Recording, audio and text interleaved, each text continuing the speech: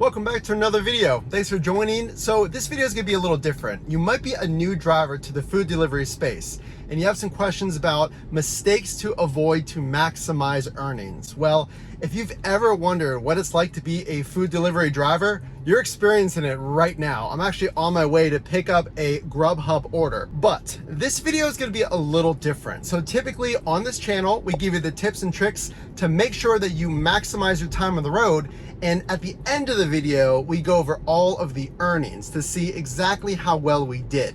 Well, I'm gonna go ahead and tell you how much I made in one day of driving, how much I made per hour, and then I'm gonna tell you some things I could have avoided doing that may have got in the way of me earning even more money. So don't make these mistakes. Welcome to the channel. My name is Matt. I am a part of the Your Driver Mike team. That is my twin brother. Check out his channel, Your Driver Mike. On this channel, we give you the tips and tricks to make sure that you maximize your time on the road when you're driving your favorite side hustle. So, like I said, what I earned was $146 and I made $20.86 per hour.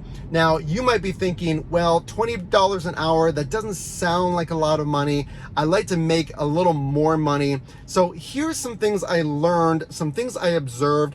I've driven thousands of food deliveries. Here's what I learned on my last shift that might help you in the future. So this shift, I was a Saturday shift and I did pretty well. I drove from 10:30 to around 6:30, taking an hour break for lunch. And something that I would say is you want to drive later times if you can. Now, there's nothing wrong with driving that breakfast rush. Actually, it's pretty busy. You get a lot of Starbucks orders, right?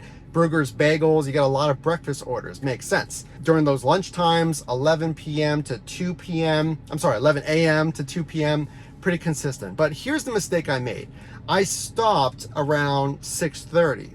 Well, especially on the weekend, that's when you make a lot of money. So if you can, you want to make sure to drive those later dinner shifts. And that could be anywhere from 5 p.m. to 9 p.m. on the weekends. So just keep that in mind. If, of course, your schedule allows it, you want to try to drive a little later than ending at 6:30. Now, I actually had to end around this time because of my schedule. But like I said, if you're able to, try and drive those later shifts. So this one might not seem like a huge deal, but I promise you, it's probably cost me the most money out of all the mistakes that I've made, especially this past weekend. It's not waiting longer than what you're comfortable with. Now, typically on this channel, we say if it's over 10 minutes, then absolutely unassign or cancel that order because you can move on to another one, especially if it's a busy time. So remember, we're driving in that dinner rush. You're driving later in that dinner rush. So you're gonna have a lot of options, especially if you're driving DoorDash, Uber Eats, and Grubhub. So if the wait is long, here's what happened to me. I was at a restaurant and they basically said it wasn't even ready yet. Now, typically whenever I ask that question, is the order going to take a while? And they say it's not even started, I cancel it immediately.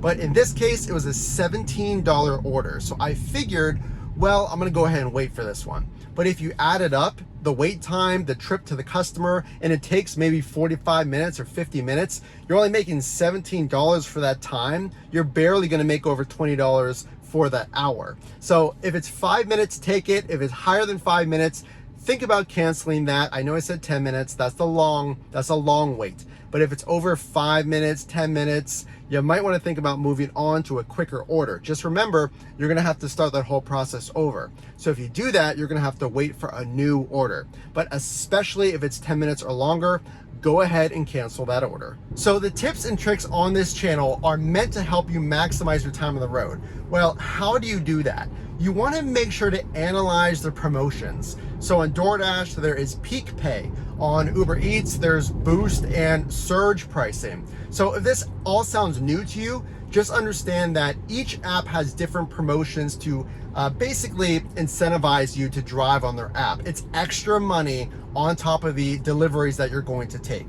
So if you don't look at those and you're just taking random requests because they might look good, maybe it's $6, maybe it's $10, You might actually make more if you're going to hit a bonus on DoorDash, or a quest is what they're called on Uber Eats. So just keep that in mind. You want to make sure you're looking at those promotions, because those are exactly meant to help you make more money. So here's a really good one. So if you're new to driving food delivery, and we were talking about bonuses and quest bonuses and boost and surge pay, it might be a little confusing. But the thing you want to know, especially on DoorDash, there are hotspots. There are zones that the app will tell you, hey, this is a busy area. You should drive here because you're going to get a lot of deliveries.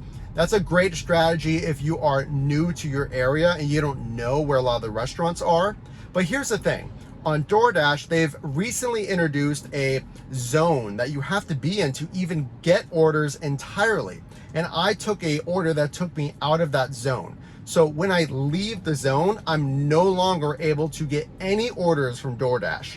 So because I was not in the zone, I was making $0. I had to waste time driving back into the zone. Long story short, you get what I'm saying. Uber Eats, Grubhub, they do not have this. It's with DoorDash. But again, something you need to know so you do not lose money. So this might be something you don't want to hear, but whenever you're driving those busy times, and we give you all these tips and strategies again on the channel, so make sure to subscribe if you haven't done so already.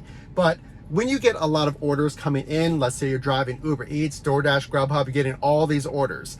Well, if you're constantly taking really far away orders, then you're going to spend so much time driving to the customer. Let's say it's 30 minutes away. There's no way you're going to make over $20. What you can do is take shorter orders, change your strategy a little bit. Maybe take four $6 orders, because then that's $24 an hour. Maybe you take multiple $7 orders, four $7 orders. That's $28 an hour.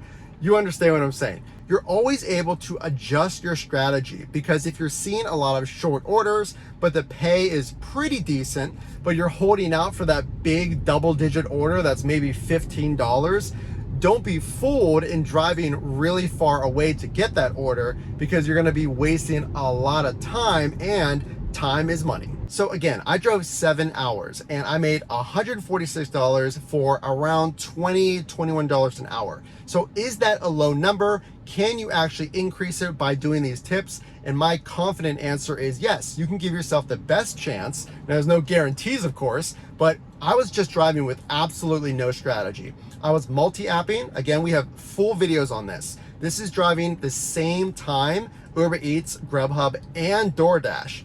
So there's this strategy where you're getting all these requests coming in, and I had no strategy. I just wanted to accept the best request.